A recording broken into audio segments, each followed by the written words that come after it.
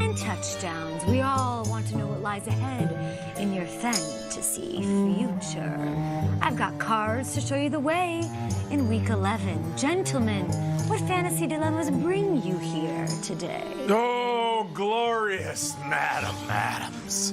Thank you for this chance to talk to you. I appreciate you taking the time. I need your prophecies. What's in the cards for Chargers running back Austin Eckler? Ah, a lot of questions. You're the 8th client I've seen today about Austin Eckler. Let's see what the cards have in store. The Chariot. This card tells me fantasy owners should ride this player in this week's matchup against the Chiefs. Melvin Gordon looks great. He looks good to go. He's established himself again, but Eckler still has value. He's been too good and meaningful to be sidelined. They are a 1-2 punch. I see a top... I can't go on. Wait, come on, what's the matter? What's the matter? Go on. Maybe for... A top what? Can you go on now? A top 20 finish among running backs this week. One does not need a crystal ball to know that the Chiefs have given up the most rushing yards, the second most receiving yards to running backs this season. What's this I see? An air guitar celebration? Is that Nate Burleson in the open of Good Morning Football? No! It's Austin Eckler in the end zone with at least one touchdown Week 11. He belongs in your lineup over guys like Philip Lindsay and Ronald Jones. Okay. Madam Adams, I'm afraid. Okay. I'm scared today. I'm frightened of New England Patriots in fantasy. I really am. I've been burned many times before, and especially a new one with New Jersey roots. Patriots receiver Mohamed Sanu. What do you see with your great eye? The Rutgers product. Yes, the Scarlet Knights. That's very interesting. First, let's go to the cards. Strength. This card tells me the Patriots will find out how to use Sanu's strengths and skills this week. And then there's the star. The star represents the time when someone shines brightest. This week, Mohamed Sanu will shine like the North Star and take his rightful place as one of the Patriots' top targets.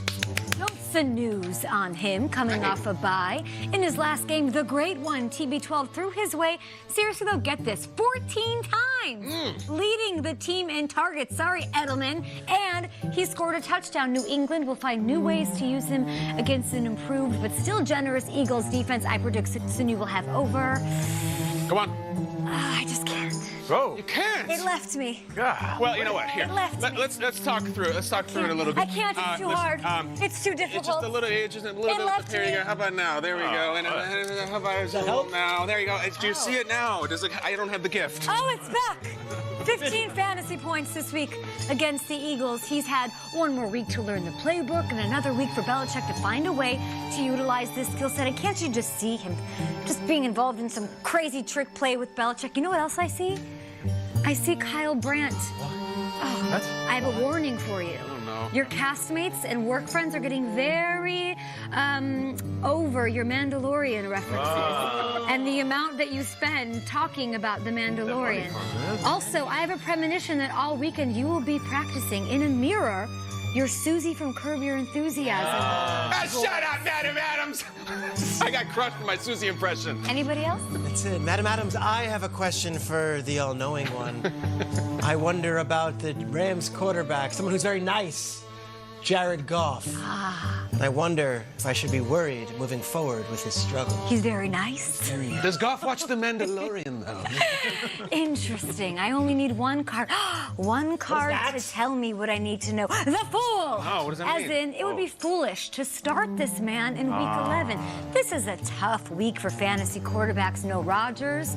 You can't play the supernova that is Russell Wilson. There are a lot of empty holes in lineups, but Goff, he is not the answer. He has been bad this season. I'm just saying it like it is in fantasy. Like, Daniel Jones has more fantasy points back. Not even Miss Cleo could have predicted a catchless Cup last week. And while they're at home this weekend, I can't in good conscience tell you to start off under McVay until this offense burns some sage, gets back into their rhythm, I'd go with guys like Rivers, like Carr, even Josh Allen over Goff this week. By the way, side note, yes, Goff's on the road in the fantasy playoffs facing teams like the Niners in week 16. I don't need no tarot cards to tell me that's not going to go very well. Nate, I also saw a premonition that you've already sent 6 emails to Jeff Garlin wanting to collab on a future Netflix special. 7. It was 7. Oh, I saw 6. Oh, there's the last one. Yeah, 7. there it is. Yes, Nate yes. also You wrote a poem to him. You wrote a poem to Jeff Garlin? Spoken word. Spoken word. Adam Adams, I noticed Burleson hasn't reached for his wallet. Alligator arms over here. Gosh. I don't know what you're talking about. gotta Will feed the people Selva. everything. Will Selva's out in the newsroom in Culver City. Will, take it away. Thank you, Madam Adams. Appreciate that. Well, Panthers running back Christian McCaffrey. How do I top that? Just 3 yards behind Dalvin Cook for the NFL lead in rushing yards this season. Peter pulling for CMC to regain the lead to help his off to the races squad. And this could be concerning to Schrags and all Panthers fans, really. McCaffrey missing practice on Wednesday as he deals with a foot injury. He's missed Wednesdays previously for rest, a back injury and a knee injury, but this is the first time he's been listed with a foot issue. Colts quarterback Jacoby Brissett practiced fully, and if there's no setbacks, according to head coach Frank Reich, he will be under center against Jacksonville. Brissett recovering from a sprained MCL. The Colts have lost each of the last 2 games after he suffered the injury in Week 9. Prior to the injury, he had a passer rating of 99.3, which ranked 10th in the NFL. And speaking of quarterbacks making a return, Nick Foles set to take on Indy as he makes his return from IR after suffering broken collarbone in Week 1. Most players would be upset about suffering such a severe injury, right? But Foles, no.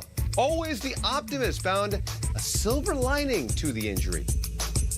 Well, it's amazing, with medicine, you get a hairline fracture where you don't need surgery. It can take longer to where you snap it, you need surgery and put a plate in there, it can actually heal quicker. So snapping it actually helped it. A little more painful, but I get to buzz every time I go to the airport now. I get to get stopped and checked, so I get to meet more people. It's great. And what do you think? And I'm sure there's a lot of people at the airport that want to meet him and leave it to Foles to turn a negative into a positive. So love the positivity out of Jacksonville, out of Nick Foles as well. Still to come here on Good Morning Football are the Browns cooking up something special for the Steelers tonight. The crew in New York is headed to the bar for last call. You're watching Good Morning Football.